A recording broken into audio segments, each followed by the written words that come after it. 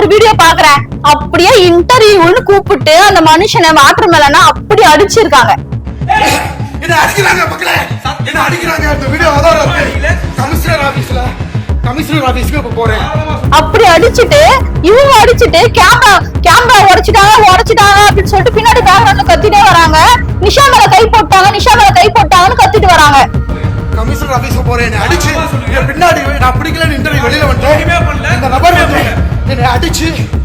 என்னங்க இது இன்டர்வியூன்னு கூப்பிடுறீங்க? நீங்க தானே கூப்பிடுறீங்க இன்டர்வியூ எடுக்க. எதுக்கு கூப்பிடுறீங்க?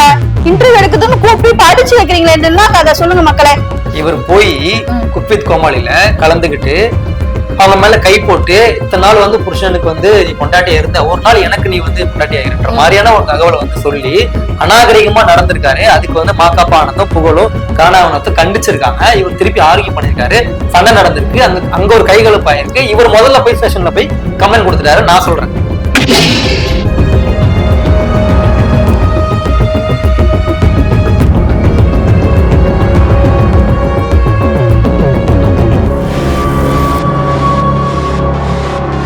ஹாய் ஹலோ வணக்கம், நான் உங்க விஜய் பிரபா. இப்ப தமிழ்நாட்டுல வந்து பாத்தீங்கன்னா எலெக்ஷன் போயிட்டு இருக்கோ இல்லையோ, பெரிய கான்ட்ரவர்சி போயிட்டு இருக்கு. அது என்ன அப்படின்னா, வாட்டர் மிலன் ஸ்டார் வந்து கடுமையா தாக்கப்பட்டார், அடிச்சு முட்டிக்கிட்டு எல்லாம் உடைச்சிட்டாங்க அப்படின்ற மாதிரி விஷயங்கள் போயிட்டு இருக்கு.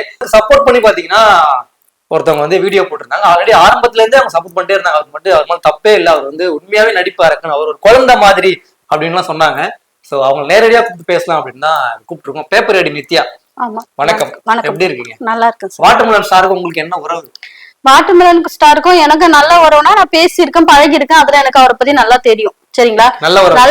நல்லவர்னா நல்ல உறவு தான். சரிங்களா? அதெல்லாம் நீங்க நினைக்கிற மாதிரி கள்ள உறவுலாம் கிடையாது. நல்ல உறவு தான். சரியா? நீங்க ஒரு கதை சொன்னீங்கல்ல, நான் ஒரு கதை சொல்றேன். இவர் போய் குக் வித் கோமாளில கலந்துகிட்டு அவங்க மேல கை போட்டு இத்தனை நாள் வந்து புருஷனுக்கு வந்து நீ பொண்டாட்டியா இருந்த, ஒரு நாள் எனக்கு நீ வந்து பொண்டாட்டியா இருன்ற மாதிரியான ஒரு தகவலை வந்து சொல்லி அநாகரிகமா நடந்திருக்காரு. அதுக்கு வந்து மாக்காப்பா ஆனந்தும் புகழும் காணாவனத்தும் கண்டிச்சிருக்காங்க. இவர் திருப்பி ஆர்கியூ பண்ணிருக்காரு, சண்டை நடந்திருக்கு, அங்க ஒரு கைகலப்பாயிருக்கு. இவர் முதல்ல போய் ஸ்டேஷன்ல போய் கம்ப்ளைண்ட் கொடுத்துட்டாரு. நான் சொல்றேன், அப்படி நடந்து இவரு அதை மறைச்சு இவரு போய் முதல்ல கம்ப்ளைண்ட் கொடுத்துட்டாரு.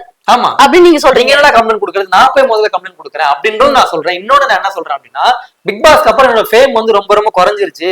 வாட்டர் மிலன் திவாகர் வந்து ரொம்ப மறந்துட்டாங்க. இப்ப சம்மர் சீசன் வந்துருச்சு, வாட்டர் மிலனா வந்துருச்சு, திவாகரை வந்து ஒரு கம்பேக் கொடுக்கணும்னு வேணுட்டுமே ஒரு பப்ளிசிட்டிக்காக போய் ஒரு கம்ப்ளைண்ட் கொடுத்திருக்காருன்றதை நான் சொல்றேன். அதான் ஒத்துக்க மாட்டாங்க சார். நீங்க வேற பாதி பேர் ஒத்துக்கினாலும் பாதி பேர் ஒத்துக்க மாட்டாங்க. ஒத்துக்கிறீங்களா? நான் ஒத்துக்க மாட்டேன் சார்.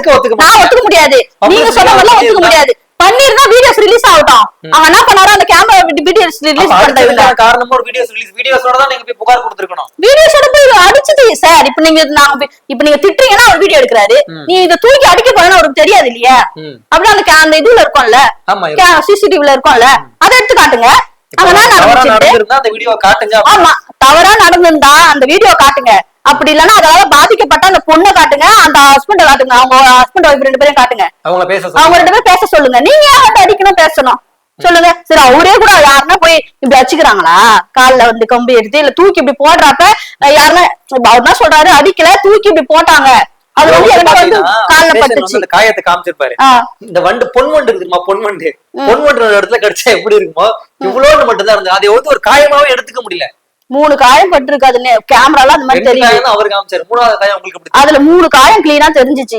நானா பார்த்தேன். சைஸ் எவ்வளவு இருந்துச்சு? குட்டி குட்டியா தான் இருந்துச்சு சார். தூக்கி இப்படி போடும்போது எப்படி இருக்கும், அப்படியே கிழிச்சுக்குமா?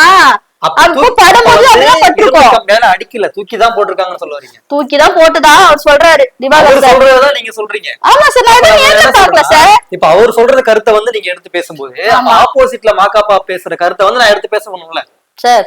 மீடியாவை பத்தி எனக்கு தெரியும் சார். சரிங்களா? என்னால ஒரு அந்த இது உள்ள போல, விஜய் டிவில போல. ஆனா விஜய் டிவில நான் நடக்குது அவசியம் தெரியும். சரிங்களா? இவங்க வச்சு பப்ளிசிட்டி தேடி நீங்க விஜய் டிவிக்கு போறதுக்கு பிளான் பண்றீங்கன்ற குற்றத்தை நான் வைக்கிறேன் சார். இன்னைக்கு நீங்க குறிச்சு வச்சுக்கோங்க, நான் வேற எந்த சேனல்ல போனாலும் போனேன் கண்டி, இந்த விஜய் டிவில மட்டும் நான் நுழையே மாட்டேன்.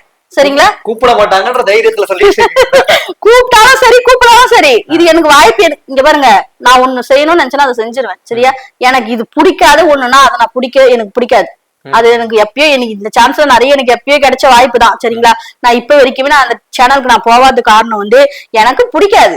ஏன்னா அந்த சேனல்ல வந்து நான் நிறைய எனக்கு பிடிக்காத விஷயம் நிறைய நடக்குது. கூப்பிடுறதுக்குலாம் இல்ல சார், இப்ப நம்ம தானே போய் தேடி போனோம். சரியா, நம்மள யாரும் கூப்பிட மாட்டாங்க, நம்ம தான் போய் நம்மளோட திறமையை காட்டி போக மாட்டேன். உண்மையிலேயே என் டேலண்ட் எதுவுமே நாங்க காட்டியிருந்தோம்னா எனக்கு ஏதாச்சும் ஒரு சான்ஸ் விஜய் டிவில கிடைச்சிருக்கும். உண்மையிலே எனக்கு இன்ட்ரெஸ்டே கிடையாது. எனக்கு வந்து என்னோட இதுதான் எனக்கு பிடிக்கும். எனக்கு விஜய் பண்ணணும், என்னோட சேனலை நான் ரன் பண்ணணும், எனக்கு இது போதும். எனக்கு யூடியூப்ன்ற மட்டும் எனக்கு இது போதும். சரியா, நான் வாய்ப்பு வந்தாலும் அந்த சேனல் போக மாட்டேன், எனக்கு பிடிக்காது. ஏன்னா வந்து அதுல இருக்கிறவங்க வந்து எப்படி சொல்றதுன்னா, ஒரு 10 பேர்னா அந்த 10 பேர் தான் வாழணும். இன்னொரு 10 இன்னொரு பேர் வரக்கூடாது. அந்த 10 பேருமே எத்தனை வருஷம் கஷ்டப்பட்டு அந்த இடத்துக்கு வந்திருப்பாங்கன்னு தெரியுமா? இப்ப உங்களோட வாட்டர்மெலன் திவாகரோட வளர்ச்சி வந்து பாத்தீங்கன்னா இந்த கடந்த 2 வருடங்களா மட்டும்தான். இன்ஸ்டாகிராம்ல வீடியோஸ் போட்டாரு, அது ட்ரெண்ட் ஆயிடுச்சு, அப்படியே வைரல் ஆயிடுச்சு வந்தாரு. ஆனா புகழோ இல்ல இப்ப கானா வினோத் உங்களுக்கு தெரியாது அப்படின்னு சொன்னீங்களா? கானா வினோத் எத்தனை வருஷமா இண்டஸ்ட்ரியில இருக்காருன்னு தெரியுமா? கானா பாடுறாங்க பாத்தீங்களா, அவங்க கிட்ட கேட்டீங்கன்னா கானா வினோத்தோட மேஜிக் என்ன, அவரோட பவர் என்னன்றத பாத்துருக்கீங்க. வருஷமா இண்டஸ்ட்ரியில இருக்காரு. என்ன பொறுத்த வரைக்கும் கானா வினோத்ன்ற பேரையும் நான் கேள்விப்பட்ட கிடையாது, கானா வினோத்தோட பேசும் நான் பார்த்தது கிடையாது. பிக் பாஸ் வந்த பிறகுதான் இவருதான் ஒரு பாட்டு போச்சு, அது இவரு பாடின பாட்டு இவருதான் பாடினாரு, அப்பதான் இவரோட வாய்ஸ் வந்து எனக்கு தெரியுது. ஒண்ணுமே இல்லங்க, அது மாதிரி என்ன மாதிரி 100 மக்கள் இருப்பாங்க. சின்ன வயசுல ஷேர் ஆட்டோல போவோம் ஸ்கூலுக்கு. ஓகேங்களா, அப்ப ஷேர் ஆட்டோல பாட்டு போடுவாங்க. ஷேர் ஆட்டோ ஜனங்களுக்கு போராட்டம் பாட்டு வரும். அது எல்லாமே வந்து கானா வினோத் பாடினா. சரி, எனக்கு தெரியாது. என்ன மாதிரி எத்தனை பேருக்கு தெரியாம தான் இருக்கும். சரியா, நான் போல தள்ளுவண்டியில போயிருக்கீங்க. தள்ளுவண்டிக்கு போறோம். நான் என்ன சொல்ல வரேன்னா, கானா வினோத் வந்து ஒரு கானால இருக்காருன்னு வச்சுங்களேன், அவர் கூட சாட்டிலைட்ல கிடையாது. ஆனா புகழும் மாக்காப்பா எடுத்தீங்கன்னா, மாக்காப்பாவும் விஜய் டிவியும் வேறு வேறு இல்லைன்னு தான் சொல்லணும். மாக்காப்பா வந்து அத்தனை வருஷமா சிவகார்த்தியனுக்கே சீனியர் மாக்காப்பா. அப்ப எவ்வளவு கண்டஸ்டன்ஸ் அவர் பாத்திருப்பாரு, எவ்வளவு கோ ஆர்டிஸ்ட பாத்திருப்பாரு. உங்க வாட்டர்மெலன் பப்ளிசிட்டி தேட வேண்டிய அவசியம் நான் கேக்குறேன். இப்ப சொல்றீங்கல்ல, இத்தனை வருஷமா டிவில இருக்காரு, இத்தனை வருஷமா இதை பண்ணிருக்காரு, அதை பண்ணிருக்காரு, அத்தனை வருஷமா டிவில மட்டும் தான் இருக்காரு சொல்ல வராரு. யாரு உங்களால இவர் வந்து மாக்காப்பா வந்து இத்தனை வருஷமா டிவில மட்டும் தான் இருக்காரு. நீங்க பேசுனதே ஓகே சார், நான் சொல்றேன். இன்னைக்கு தளபதி சரி, தளபதி விட்டுருங்க, அவரு படத்துல இருந்து விலகிட்டாரு. சூர்யா சரி, அதுக்கப்புறம் இருக்கிற மாதவன், இன்னும் எத்தனையோ ஆக்டர்ஸ் இருக்காங்க. சரியா, இவங்க எல்லாம் ஒரு படம் நடிச்சோன்னே இவங்க தான் ஒரு முத்திரை பதிக்கப்பட்டது. சரியா, இவங்க அடுத்தடுத்து படமும் நடிக்கிறாங்க, மத்த ஹீரோயின்ஸ் கூட நடிக்கிறாங்க. அப்படி இருக்கிறப்ப மாக்காப்பா நடிச்சாரு, எத்தனை படம் நடிச்சாரு? அது வந்து சினிமால வந்து எத்தனை படம் நடிச்சாரு? 4-5 படம் நடிச்சாருல, ஏன் கண்டினியூ பண்ணல? மறுபடியும் எதுக்கு ஆண்டாண்ட வந்து நிக்கிறீங்க?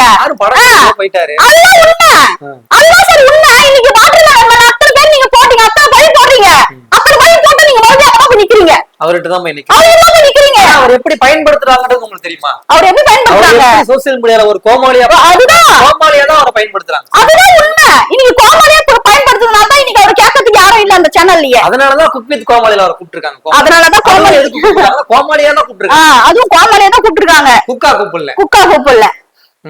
எனக்கு வந்து இதெல்லாம் டென்ஷனா இருக்கு சார். இதெல்லாம் வந்து நானும் சென்னை பொண்ணுதான், எனக்கும் உங்களுக்கு இருக்கிற கெத்து. நீங்க எங்க இருந்து சென்னையில இருக்கிறவங்க, நான் இந்த சென்னையில போறது சென்னை தண்ணியை குடிச்சு வாழ்ந்துவேன். சரியா, சென்னைக்கு அதுதான் சொல்றேன், எல்லாம் ஒரு தண்ணி தானங்க. இல்ல சார், அப்படிலாம் கிடையாது. எங்கேயோ இருந்து இங்க வந்து சேர்ந்து சேனல்ல வந்து இன்னைக்கு விளம்பரம் பண்றவங்க எல்லாம் கிடையாது. நான் இங்கே பிறந்து இங்கே வந்து பழம முறையா நாங்க வாழறவங்க.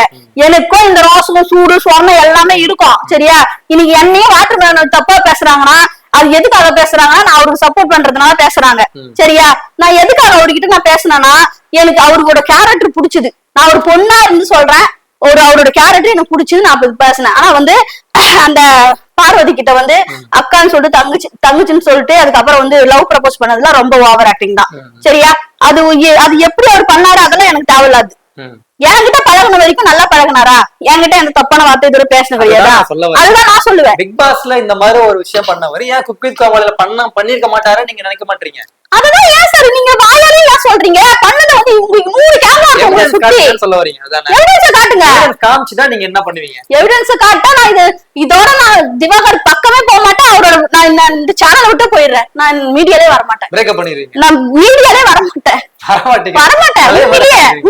மறுபடியும் மாஸ்க் போட்டு பின்னாடி நின்று நான் டைரக்ட் தான் பண்ணுவேன் கண்டி.